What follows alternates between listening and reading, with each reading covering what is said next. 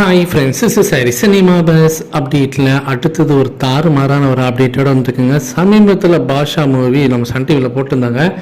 அதோடைய TRP impressions பார்த்தீங்கன்னா அந்த டீட்டெயில்ஸ் வந்துருக்கு. 8.82 பெற்றிருக்கு அப்படின்ற மாதிரி சொல்லியிருக்காங்க. அதாவது U+R ரூரல் ப்ளஸ் அர்பன் ரெண்டு சேர்த்து 8.82. ஸோ பலமுறைன்னு சொல்ல முடியாது, ஏகப்பட்ட முறை போட்ட ஒரு படத்துக்கு 8.82ன்றதுலாம் அசால்ட்டாக கிடைக்குதுன்னா ரஜினி சார் ஒரு படத்துக்கு மட்டும் தான் 7.1 மில்லியன் ப்ளஸ் இம்ப்ரெஷன் கிடச்சிருக்குங்க. ரொம்ப ஒரு பியூட்டிஃபுல்லான ஒரு ரெக்கார்ட்ஸ் இதெல்லாம். ஸோ பாஷாலாம் பல தடவை போட்டிருப்பாங்க. இருந்துமே இன்றைக்கி அந்த படம் நின்று பேசுது டிஆர்பியில் அப்படின்னாக்கா தலைவருக்கு மட்டும்தான் சாத்தியம். இது ஒரு பக்கம் இருக்கும்போது ரஜினி சாரோடைய பிஆர்ஓ ரியாஸ் அகமது அவர்கள் ட்விட்டரில் இப்போ கொஞ்சம் ஆக்டிவாக இருக்கிறாரு.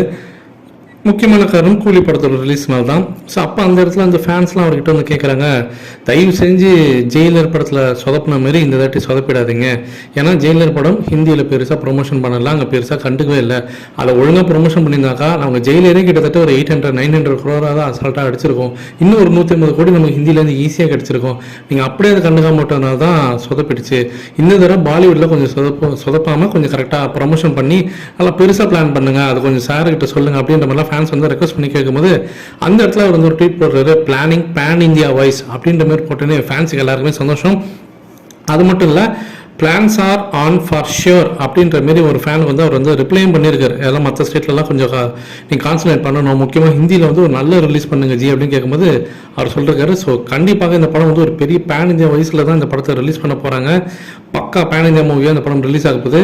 இதற்கு இது சிறந்த உதாரணம் இவர் சொன்னதுக்கு ஒரு எக்ஸாம்பிள் இப்போ நமக்கு உடனே கிடைச்சிருக்கு. என்னன்னா, ரெட் எஃப்எம் இந்தியா அவங்க பார்த்தீங்கன்னாக்கா இன்னைக்கு ரிலீஸ் ஆகக்கூடிய அந்த சிக்கடு சாங்கை வந்து அப்படியே டேரெக்டாக ப்ரீமியமாக பார்த்தீங்கன்னாக்கா ப்ரீமியர்ஸ் பண்ண போகிறாங்க.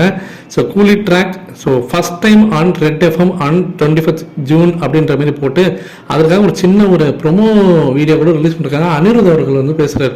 ஸோ அவர் என்ன சொல்கிறோம்னா, ரெட் எஃப்எம்ல இன்னைக்கு ஈவினிங் 6 o'clock டேரெக்டாக ப்ரீமியம் பண்ணுறோம், நீங்கள் அதில் நீங்கள் டேரெக்டாக கேட்டு தெரிஞ்சுக்கலாம் அப்படின்ற மாதிரி சொல்லியிருக்காங்க. இந்தியா முழுக்க இருக்கக்கூடிய ஒரு முக்கியமான எஃப்எம் அது. அப்படி இருக்கும்போது ஸோ நம்ம பிஆர்ஓ சொன்னது உண்மைதான்.